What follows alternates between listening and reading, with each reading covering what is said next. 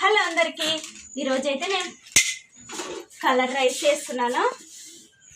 అలాగే దీంట్లోకి అయితే పన్నీర్ కర్రీ చేస్తున్నా, పన్నీర్ గ్రేవీ. నేను ఎసరు పోసేది కదా, అందుకే కొంచెం పెద్ద డేస్ తీసుకున్న, చిన్నదైతే కలపడానికి అందు రాదనేసి ఇక్కడైతే డేస్ పెట్టేసినాను. ఇప్పుడైతే స్టవ్ వెలిగించేస్తా. బియ్యం కూడా నానబెట్టేసి పెట్టినాను. డేస్ వేడైంది, తగినంత ఆయిల్,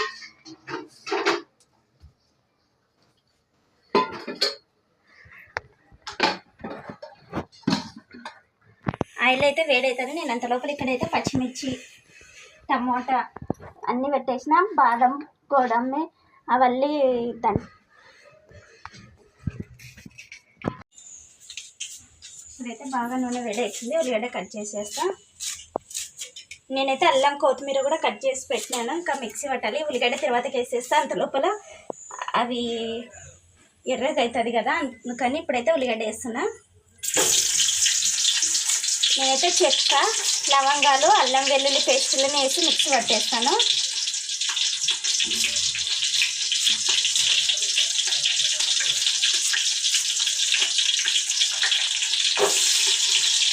ఇదైతే పచ్చిమిర్చి కడిగి పెట్టేసినాను.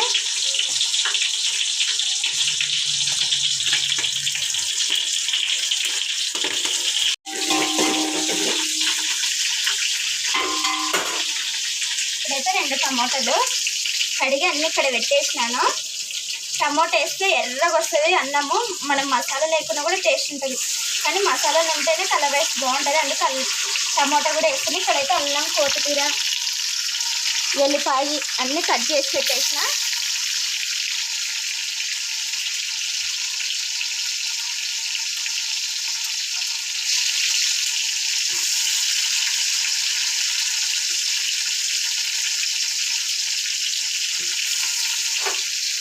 ఒకసారి కలిపేసిన.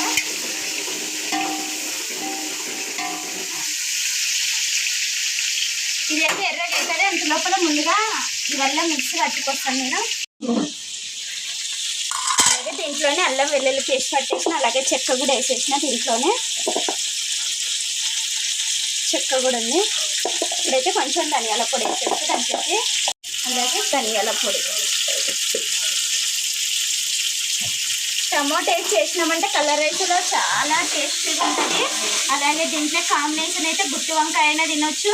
నేను ఈరోజు అయితే చాలా రోజులైంది, మా పిల్లలు అడుగుతూనే ఉన్నారు, హాలిడేస్ ఇచ్చినారు కదా పిల్లలకి, అందుకని ఇంకా మాకు పన్నీర్ కర్రీ చేయమ్మా గ్రేవీగా అంటే సర్లేని ఈరోజు చేస్తున్నాను. ఇంకా అయితే రెడీ అయిపోయింది. రెడీ మగ్గిపోయింది ఎర్రగి. ముందుగా పట్టిన అల్లం వెల్లుల్లి పేస్ట్,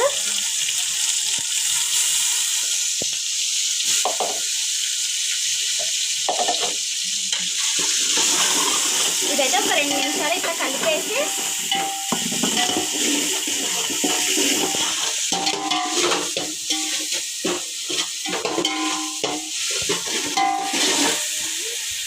ఒక గిన్నె నిండా నీళ్ళు బియ్యం పోసినాను. దీంట్లో 2 ఎసురు పోసేస్తా. అలాగే ఎర్రగా అయిపోయింది.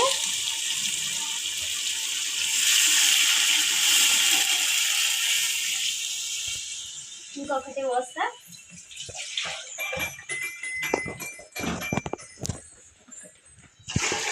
రెండు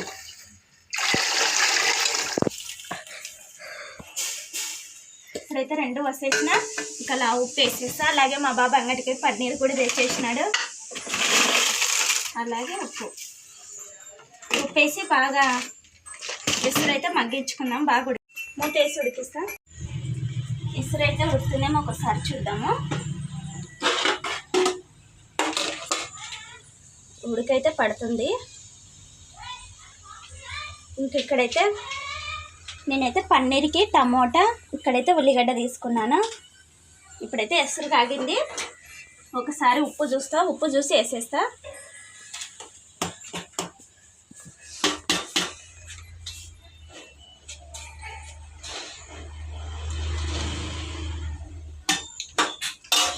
ఉప్పు అయితే కొంచెం తక్కువ ఉంది. ఉప్పు వేసేసి బియ్యం కూడా 2 సార్లు కడిగి పెట్టేసిన.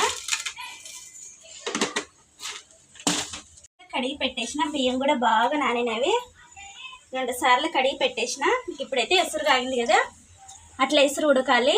ఎసురు ఉడకక ముందు వేస్తే అన్నం కూడా బాగుండదు, టేస్ట్ కూడా రాదు. ఇంక ఇప్పుడైతే ఎసట్లు వేసేస్తున్నా.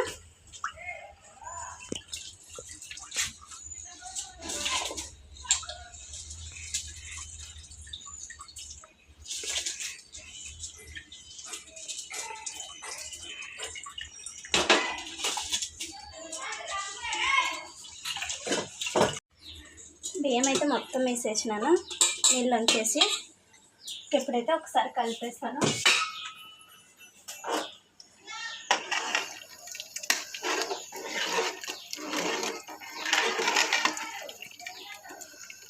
ఇక్కడైతే బాగా ఉడికించుకున్నాము.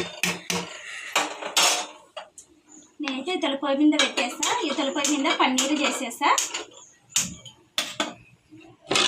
ఎందుకంటే ఎసుట్లో బియ్యం వేసేసినాం కదా, అన్నం కూడా ఉడకబడుతుంది బాగా. ఇప్పుడైతే పన్నీర్ వేయించడానికి అయితే బాల పెట్టేస్తా. బాల అయితే పెట్టేసిన. ఇది పన్నీర్ ఇప్పుడు తీసుకున్నా. ఇప్పుడైతే పన్నీర్ కట్ చేస్తా. కొంచెం ఆయిల్ వేస్తాను పన్నీర్ వేయించడానికి. పన్నీరు అట్లే వేసుకోవచ్చు, కానీ కొంచెం దూరగా వేయించుకున్నామంటే పచ్చి వాసన ఉండదు. పిల్లలు కూడా బాగా ఇష్టంగా తింటారు కదా, అందుకని ఇప్పుడైతే కట్ చేస్తున్నాను.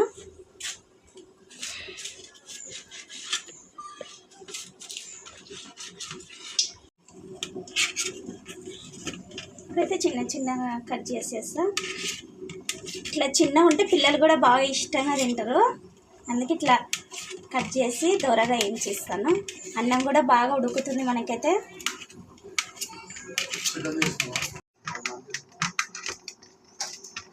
ఇప్పుడైతే చిన్న కట్ చేసిన ముక్కలు, నూనె కూడా బాగా వేడైపోయింది. కొంచెం దూరగా వేయించుతా.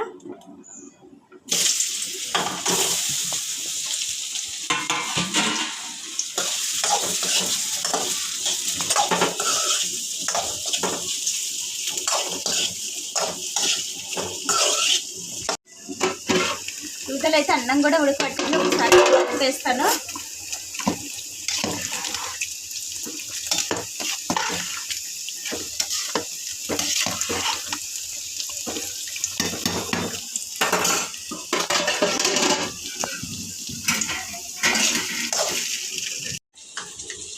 ఇప్పుడైతే కొంచెం దూరగా ఎగిపోయింది. ఇంకా ఎక్కువ అయితే మళ్ళీ మాడిపోతుంది, అందుకు ఇంకా ప్లేట్లకి అయితే తీసేస్తున్నాను.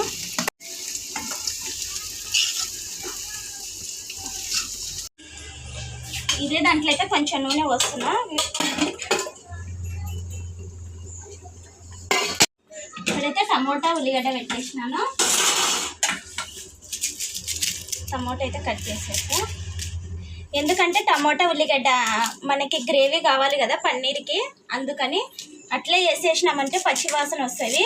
ఇవి దూరగా వేయించుకొని మిక్సీ పట్టుకోవాలి.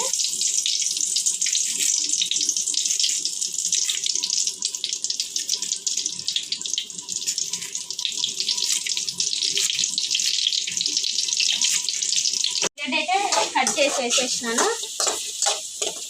ఇవైతే ఎగుతుంటాయి, అంత లోపల సిమ్లోనే పెట్టి వేయించుకోవాలి. ఇంకా నేనైతే టమాటాలు కూడా తీసేసుకున్నాను.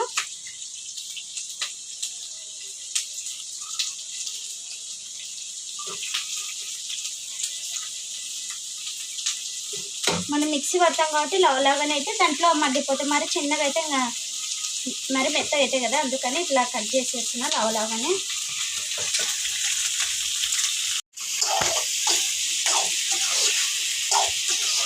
ఇదైతే సిమ్లో పెట్టి మొత్తం ఆయిల్ ఒకటి వేసిన, ఆయిల్ వేసి బాగా మగ్గించుకోవాలి. ఒక 5 నిమిషాలు పడుతుంది. అక్కడైతే అన్నం కూడా మగ్గుతుంది. నేనైతే జీడిపప్పు బాదం పప్పు వేసేసినాను. మిక్స్ పట్టాలి. ఈ టమోటాలు ఉల్లిగడ్డలు వేసి అన్నీ కలిపి మిక్స్ పట్టేస్తాం. ఇప్పుడైతే ఒకసారి కలిపేద్దాము. ఇంకా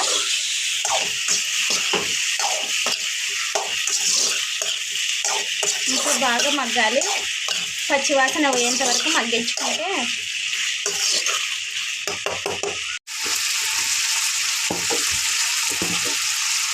ఇప్పుడైతే ఇంకా 2 నిమిషాలు బాగా మగ్గాలి. ఇప్పుడైతే ఇవి నూనెలో బాగా మగ్గిపోయినాయి. సిమ్లో పెట్టి ఒక 10 నిమిషాలు వేయించుకోవాలి. టమోటా కూడా బాగా మెత్తగా మగ్గిపోయింది మనకి. ఒకసారి అయితే కలిపేసి జీడిపప్పు గోడమ్మ వేసేసిన దీంట్లోకి ఇవి కూడా మిక్స్ చేసి పట్టేస్తా కొంచెం చల్లగైన తర్వాత. ఇప్పుడైతే నూనె పోసేసిన నేను అదే బాలేలోనే. ఇంకా తర్వాతకైతే ఒక ఉల్లిగడ్డ తీసుకున్నాను, ఒక పేస్ట్ కూడా పట్టేసినాను. జీడిపప్పు అన్నీ బాదం వేసేసి మెత్తగా టమాటా ఉల్లిగడ్డ వేసేసి ఇప్పుడైతే స్టవ్ వెలిగించేస్తా. అలాగే ఇది బాగా వేడి అవుతుంది. ఒకసారి అయితే కలర్ రైస్ కూడా చేసేద్దాం. కలర్ రైస్ కూడా బాగా రెడీ అయిపోయింది. స్టవ్ కూడా బంద్ చేసేస్తాం. ఇంకా ఒక్కసారి పెద్ద మంట మీద పెట్టేసి ఇంక ఇదైతే నేను వేడి అవుతుంది. అంత లోపల ఉల్లిగడ్డ కూడా తరిగేస్తాను. దీంట్లోకి పెరుగు పచ్చడి అయినా కూడా చాలా టేస్ట్ ఉంటుంది.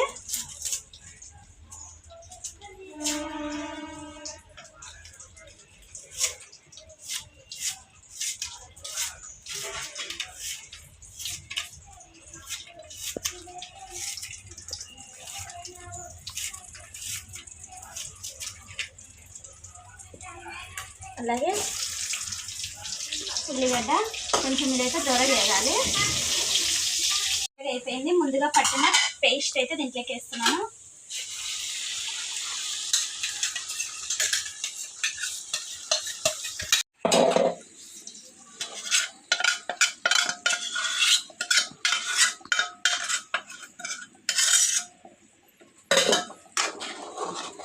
ఇదైతే బాగా మగ్గించుకోవాలి.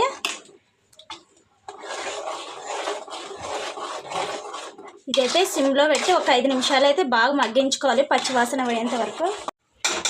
5 నిమిషాలు అయితే అయిపోయింది. బాగా ఒకసారి చూడండి. అల్లం వెల్లుల్లి పేస్ట్ ఇదైతే వేసేసి ఒక 2 నిమిషాలు బాగా వాసన పోయేంత వరకు పెట్టుకోవాలి. 2 నిమిషాలు అయితే అయిపోయింది. బాగా మగ్గిపోయింది.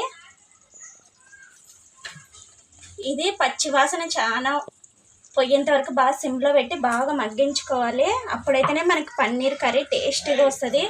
ఎమ్మడెమ్మడి వేసేసి అన్ని టేస్ట్ ఉండదు. పసుపు,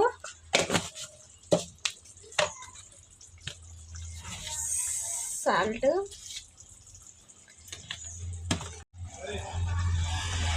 అలాగే కారం ఇవన్నీ వేసేసి బాగా కలుపుకొని ఒక 5 నిమిషాలు అయితే బాగా మగ్గించుకోవాలి. మళ్ళా ఇప్పుడైతే బాగా అన్నీ వేసేసి బాగా కలిపేసిన.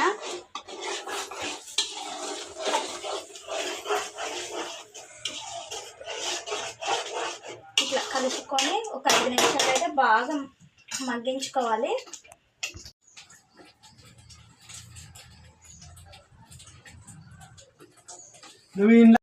ఇదైతే బాగా ఉడికిపోయింది. కొన్ని తగినన్ని నీళ్ళు అయితే పోసుకుందాం.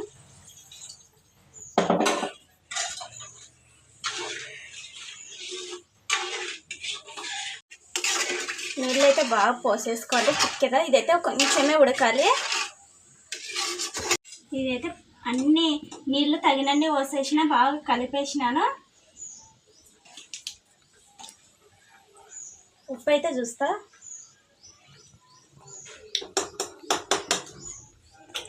పచ్చివాసన వల్ల ఏం లేకుండా చాలా టేస్ట్ ఉంది. ఉప్పు కూడా కరెక్ట్ సరిపోయింది. కొంచెం తక్కువ ఉన్న కలర్ రైస్లో వేసినా కాబట్టి మనకి సరిపోతుంది.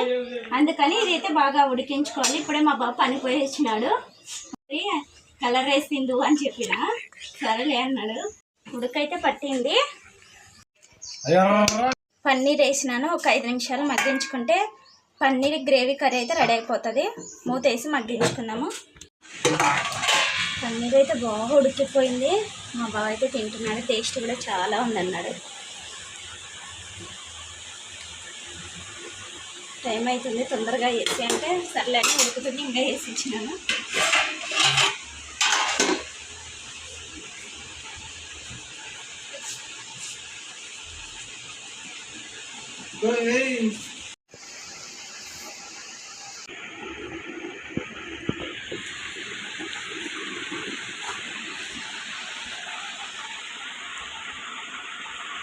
మా నాన్నకైతే చాలా బాగా నచ్చిందంట.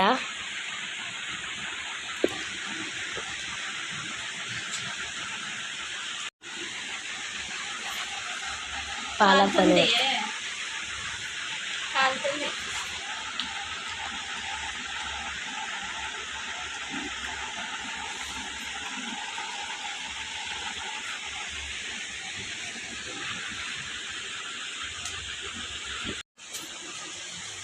పన్నీర్ అయితే బాగా రెడీ అయిపోయింది. ఇట్లా పన్నీర్ ఉడికింది మనకి రెడీగా అయిందంటే ఇట్లా పైన నూనె వస్తుంది, అప్పుడు మనకి పన్నీర్ కర్రీ అయితే రెడీ అయిపోయినట్టే.